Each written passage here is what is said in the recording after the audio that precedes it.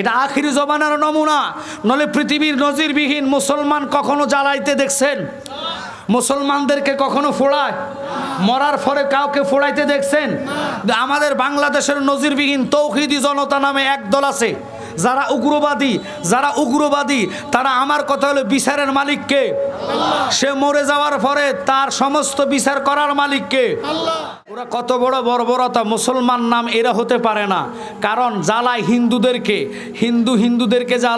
জ্বালানের এই নিয়ম হচ্ছে তাদের। মুসলমানদেরকে 3.5 হাত কবর দিতে হয়, পুরুষ হলে নাভি পর্যন্ত, মহিলা হলে বুক পর্যন্ত গর্ত করা লাগে, কারণ মহিলারা বুকে হাত দেওয়া লাগে, নামাজের সময় পুরুষেরা নাভির উপরে হাত বাঁধা লাগে, এই পর্যন্ত মাটি কোড়া হয়। এই যে এত মন মাটি নিয়ে আপনি শুইবেন, একটু খুব খেয়াল করবেন। কষ্ট হচ্ছে আপনাদের বাবা? আমি কেন বললাম, যদি আপনারা রসুলকে ভালোবাসেন এই কথাগুলো জান আপনাদের দরকার আছে। মিলাদুন নবী শুধু মানলে হবে না।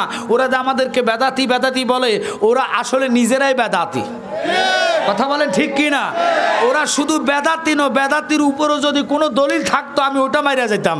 এখন আপনারা বলেন, আমরা মুসলমান সুন্নি হয়ে কখনো মুখে বলি একটা, কাজে করি আরেকটা। এটা সুন্নিদের মধ্যে নাই, এটা আছে তাদের খাসালত। কারণ তাদের পূর্বপুরুষরা মুখে কইছে একটা, করছে আরেকটা। কয় বাতিজা, তুমি যদি নবী হও, পয়গাম্বর হও, চন্দ্র ভাগ করে দেখাও। আমার নবী ইশারা করতে দেরি, চন্দ্র ভাগ হইতে দেরি নাই। এবার চাচা হইয়া বাতিজাকে কয়, তুমি মনে বড় জাদুঘর, বলছে কালিমা গ্রহণ করবে। চন্দ্র বাঘ হয়ে যাবালে কুবাস পাহাড়ে এইভাবে থরথর করে কাঁপতেছে। কে জানি নবীর ইঙ্গিতে কোনো দেরি হয়েছে কিনা।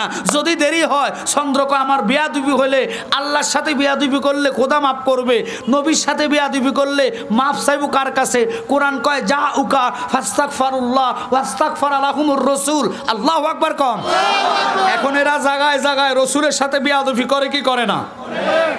আল্লাহর সাথে বেয়াদবি কি? আল্লাহ কইছে সুদ খাইও না, পাবলিক সুদ খায়নি? না খায় না। আমাদের দেশে মনে সুদ নাই, কথা কন না কা?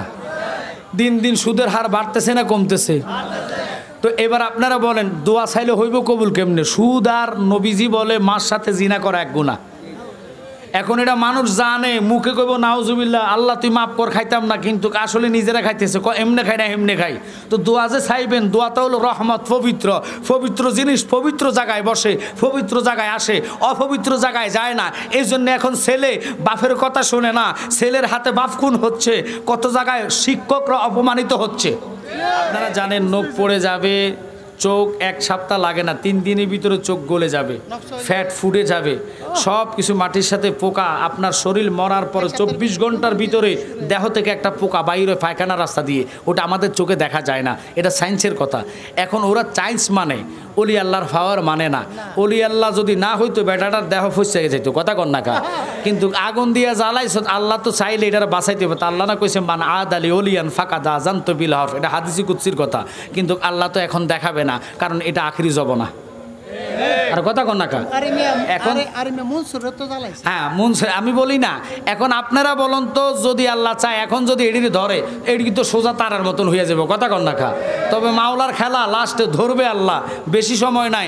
আমি বলেছি, ডক্টর ইউনূস সাহেব, আপনি তো বর্তমান বাংলাদেশের প্রধান উপদেষ্টার, আপনার কথায় এই দেশ এখন চলতেছে। আমি আপনাকে বলেছি, আপনি হয়তো বিবৃতি দিয়েছেন, যারা এই কাজ করেছে তাদের জন্য আপনি নিন্দা জানাইছেন। নিন্দা জানালে হবে না, আপনার দরকার ছিল যে আমার মাথার উপরে তো আল্লাহ আছে, কথা কন না কা? যিনি বিচারক, তিনার বিচার কেমনে বানবজাত করে, যারা এই বিচার করতে গেছে তাদের বিচার আপনি করেন, আল্লাহ আপনাকে ভালো রাস্তা দেখাবে, ঠিক কি না? আর যদি আপনি বিচার না করেন, তাদের ক্ষমতাকে ডরান, তাদের উসিলে আপনি ক্ষমতা থাকবেন। কেউ ক্ষমতা থাকতে পারে নাই, যে এভাবে হাসিনা থাকতে পারে নাই 17 বছর পরে, ঠ্যাঙ্গো ধরে নামাইছে, কেউ গাছতলায়, কেউ বাসতলায়, কথা কন না কা? এখন দৌড়ের মাথা আছে নাকি মিথ্যে কথা? আমি রাজনীতিকের আলোচনা না, কেউ থাকতে পারবে না ক্ষমতায়। নমরুদ পারে নাই, ফেরাউন পারে নাই, কথা কন না কা? এদের মতন যারা আল্লাহ দাবি করে পারে নাই, তুমি আমি কেমনে পারবো? তাহলে আপনাকে বলবো, ডক্টর ইউনূস সাহেব, আপনি সবচেয়ে ভালো হবে। এই দেশে এত মারামারি কেন, কাটাকাটি কেন, খুনাখুনি কেন? আমার নিজের সাক্ষী মোবাইলে পেয়েছি, একজন ভাই আরেকজনের ভাই চোখ উঠাচ্ছে। আর কথা বলেন না কেন? আরেকজনে ভিডিও করতেছে। এটা কোন দেশে বাদ করতেছি? আপনি কি জানেন না এই গজবগুলোর সৃষ্টি কোত্থেকে? আমি জালালি গ্যারান্টি দিয়ে বলি, এই গজবের সৃষ্টি হলো ওলি আল্লাহর মাজারে হাত দেওয়ার কারণে। যতক্ষণ বিচার করবেন না, ততক্ষণ এই গজব বন্ধ হবে। আপনারা কিনা?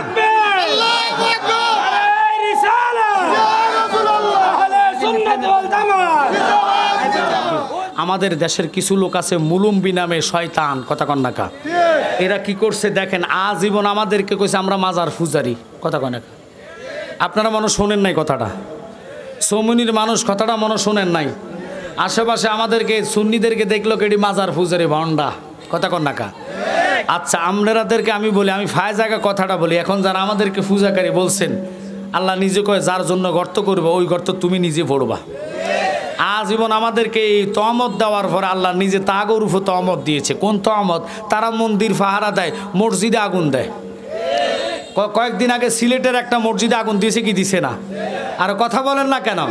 জালালে মিথ্যা বলে না, বাস্তব প্রমাণগুলো সামনে আসতেছে। নলে এই বাহলুল ফাগলা না কি একজন পাগলা, আমি তার নামটা মনে আসতেছে না, গাজীপুর বাড়ি, গত 4 দিন আগে তার লাশটা উঠাইয়া ওই লাশের উপরে আঘাত তো করছে 15 দিনের লাশ, গত মাসের 23 তারিখ মারা গেছে, এই মাসের কত তারিখ যেন উঠানো হয়েছে। 15 দিনের লাশ কবরে, কখনো দেহ সুন্দর থাকতে পারে না। তার দাড়ি যেইভাবে দাড়ি রাখছে, দাড়ির জায়গায় দাড়ি, মোষের জায়গায় মোষ, শরীরে পচন ধরে নাই, চোখ পচে নাই, নাক পচে নাই, ফ্যাট পচে নাই। আমার কথা শেষে যত বড় আজাবই হোক না কেন, তারে তোমরা ওই কবর থেকে উঠাইয়া কীভাবে তার শরীরে আগুন লাগাইছ, খোদার আগুন লাগতে বেশি দেরি হবে না, কথা কন ঠিক কি না? কারণ তুমি যদি দুনিয়াতে তারা আগুন দিয়ে জ্বালাই দাও তো তুমি খোদারে মানছো কি? জান্নাত জাহান্নামের মালিক কে? আল্লাহ। ডিক্লারেশন দিবে কে? আল্লাহ। তুমি তৌহিদি জনতা নাম দিয়ে লাশ উঠাইয়া যে ব্যক্তি আগুন দেওয়া শরীরে দেয়, মৃত্যু ব্যক্তির দেহে আগুন দিতে পারে, আমি মনে করব তার মুসলমানিত্ব নাই, সে মুসলমান হতে পারে না। আগুন দেয় কারা? যারা হিন্দুরা, হিন্দুদের ধর্মের নিয়ম মরে গেলে আগুন দেওয়া, বুঝা গেল এডিনে মুখে কয় মুসলমান, আদত তারা হিন্দুর জাত, ঠিক কিনা? কারো যদি ওই জাত না হতো তাহলে আগুন নিয়ে খেলাফেলা করতো না। মসজিদের কোরআনে আগুন দেয়, জুতা নিয়ে চুরাচুরি করে, মিলাদুন নবীর জুলুস দেখলে বামনবাড়িয়াতে লাঠি লইয়া দাঁড়াইয়া থাকে, রামদা নিয়ে দাঁড়িয়ে থাকে, রাস্তাঘাট ব্লক করে, মানুষকে কষ্ট দেয়, অনেক রুগী কষ্ট পায়। তোমরা যদি মানুষ হও, মুসলমান হও, তোমাদের মনুষ্য থাকা দরকার, কেন লাঠি নিয়ে দাঁড়াইবা? তোমাদের যদি হিম্মত থাকে কিতাব নিয়ে দাঁড়াও, ঠিক কিনা? তোমাদের বুকে যদি এলেম থাকে, কোরআন হাদিস নিয়ে বসো। কাঠটা সত্য মানুষ জানো, কথা কয় না কেন?